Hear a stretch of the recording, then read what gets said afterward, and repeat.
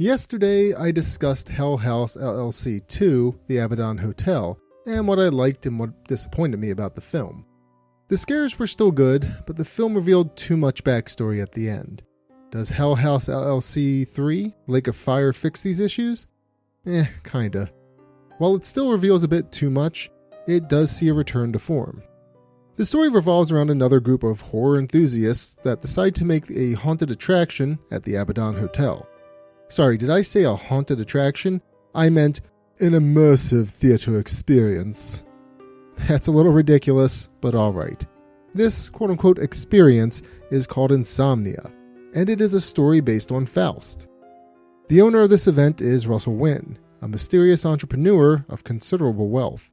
He selected the Abaddon Hotel for a show, knowing full well about the hotel's supposed background. I say supposed background because there are still non-believers within the film's world. Russell presses on regardless of the hauntings, sparking an investigative team to, investigate Russell in the guise of a documentary. Throughout the film, the documentary crew dives deeper into Russell's past to connect how Russell came to select the Abaddon Hotel.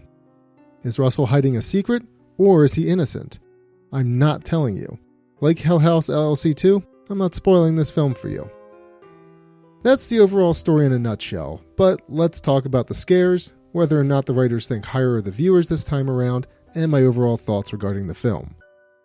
The scares in Hell House LLC 3 are more reminiscent of the scares from the first film than the second film.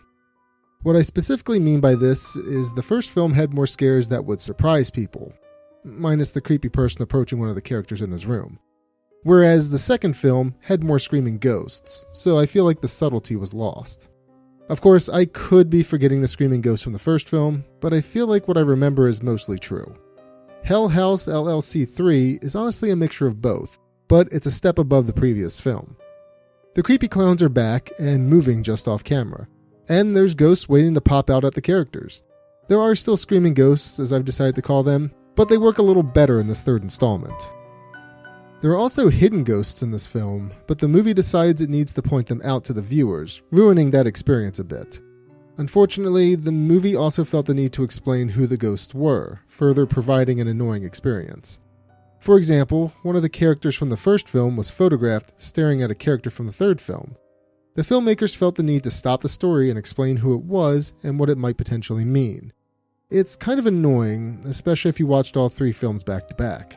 I personally just think that the creators should let the viewers figure it out for themselves.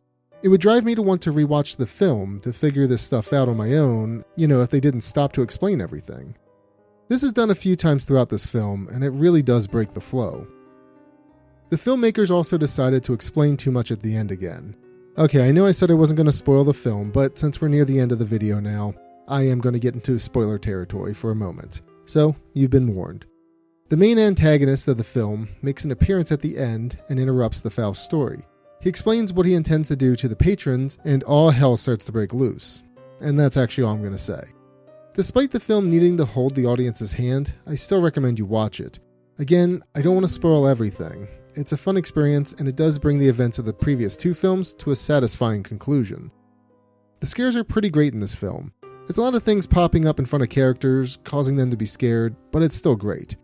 While I think the first Hell House LLC is the best in show, Hell House LLC 2 and 3 are solid sequels in their own right.